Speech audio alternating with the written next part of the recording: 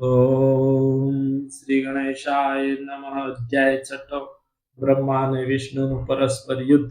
નંદિકેશ્વર ઉવાચ પુરા કદાચિદોદ્ધિન્દ્રો વિષ્ણુ વિષધરા સન સુસ્વાપ પર્યાવૃત્યા સ્વાનુર્ગૈરપી સંવૃતઃ. નંદિકેશ્વર બોલ્યા, પહેલા એક વખતે યોગીઓમાં શ્રેષ્ઠ વિષ્ણુ ભગવાન લક્ષ્મીજી તથા પોતાના સેવકો સાથે શેષનાગ પર આસન કરી સૂતા હતા. એટલામાં ત્યાં બ્રહ્મવેતા શ્રેષ્ઠ બ્રહ્મા દેવેચ્છાએ આવી ચડ્યા. તેમણે ત્યાં સૂતેલા અતિ સુંદર તે વિષ્ણુ ભગવાનને પૂછ્યું, તમે કોણ છો અને મને જોઈને પણ અભિમાની પુરુષોની પેઠે જ સૂઈ રહ્યા છો? હે પુત્ર, ઉઠ, અહીં આવેલા તારા સ્વામી મારા તું દર્શન કર. જે પુરુષ પૂજવા યોગ્ય ગુરુને આવેલા જોઈ ગર્વિષ્ઠ જેવું આચરણ કરે છે તે ગુરુજનોના દ્રોહી મૂર્ખાએ પ્રાયશ્ચિત કરવું પડે છે. એ વચન સાંભળી ક્રોધાયમાન થયા છતાં બહારથી શાંત જેવો દેખાવ કરતા વિષ્ણુ ભગવાને કહ્યું કે હે વત્સ, તમારું કલ્યાણ થાવો. તમે ભલે આવ્યા, આ આસન પર બેસો. તમારું મુખ વ્યગ્ર કેમ લાગે છે? તમારી આંખો કેમ ફરી ગઈ છે? બ્રહ્મા બોલ્યા, હે વિષ્ણુ, હે વત્સ, કાળના વેગથી તમને ખૂબ અભિમાન આવ્યું છે. હું જગતનો પિતામહ છું અને તમારો પણ રક્ષક છું. વિષ્ણુ બોલ્યા, આ જગત મારામાં રહ્યું છે, છતાં ચોરની પેઠે તમે પોતાનામાં રહેલું માનો છો. મારા નાભી કમળથી જ તમે ઉત્પન્ન થયા છો, તેથી તમે તો મારા પુત્ર છો, છતાં ખોટું બોલો છો. નંદિકેશ્વર બોલ્યા, એમ હું જ શ્રેષ્ઠ અને પ્રભુ છું, તમે નથી. એ રીતે મોહ પામેલા તે બંને અજન્મા વીરો દેવો પરસ્પર વિવાદ કરતા યુદ્ધનો ઉદ્યમ કરી રહ્યા અને એકબીજાને હણવા ઈચ્છતા તે બંને હંસ અને ગરુડ ઉપર બેસી લડવા લાગ્યા. તે વેળા તેમની સાથે બ્રહ્માના અને વિષ્ણુના દૂતો પણ પરસ્પર લડવા લાગ્યા.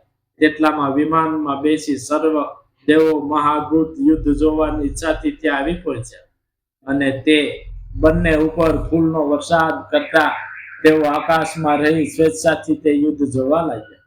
તે વખતે વિષ્ણુએ ક્રોધમાં આવી જઈ બ્રહ્માની છાતી પર અનેક પ્રકારના ઘણા અસહ્ય બાણો ફેંક્યા.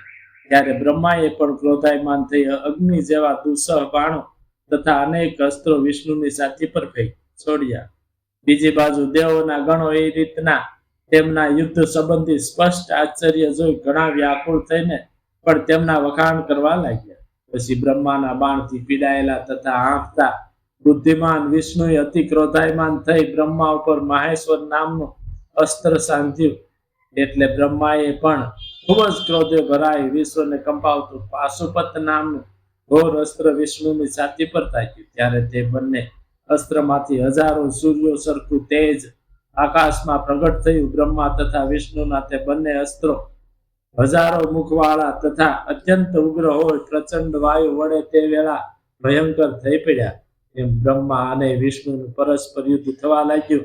ત્યારે અત્યંત વ્યાકુળ થઈ સર્વ દેવગણો જેમ બે રાજાઓનું યુદ્ધ થતા બ્રાહ્મણો દુઃખી થાય તેમ દુઃખી થઈ પરસ્પર કહેવા લાગ્યા, જેનાથી સૃષ્ટિનું તેનું પાલન, તેનો સંહાર, તેનો લય તથા અનુગ્રહ થાય છે તે બ્રહ્મ સ્વરૂપ ત્રિશૂલધારી શંકરને નમસ્કાર હો. તેમની કૃપા વિના બીજા ત્રણ ક્લાનો પણ પોતાની ઈચ્છાથી કદી નાશ કરી શકતા નથી. એમ કહી દેવો સૃષ્ટિના કલ્યાણનો નાશ થતો જોઈ ભય પામીને શંકરનું સ્થાન શોધતા જ્યાં મહાદેવજી બિરાજે છે ત્યાં કૈલાસના શિખર પર ગયા. દેવો શિવનું તે ઓમકાર સ્વરૂપ સ્થાન જોઈ હર્ષ પામ્યા અને તેઓએ તેને પ્રણામ કર્યા. પછી તે ધામમાં પ્રવેશ કર્યો. ત્યાં મંડપમાં સભાની વચ્ચે મણિના આસન પર પાર્વતી સાથે બિરાજેલા મહાદેવના તેમણે દર્શન કર્યા. તે ઈશ્વરે બંને પગની પલાંઠી વાળી તેમની પર પોતાનું હસ્તકમળ મૂકેલું હતું.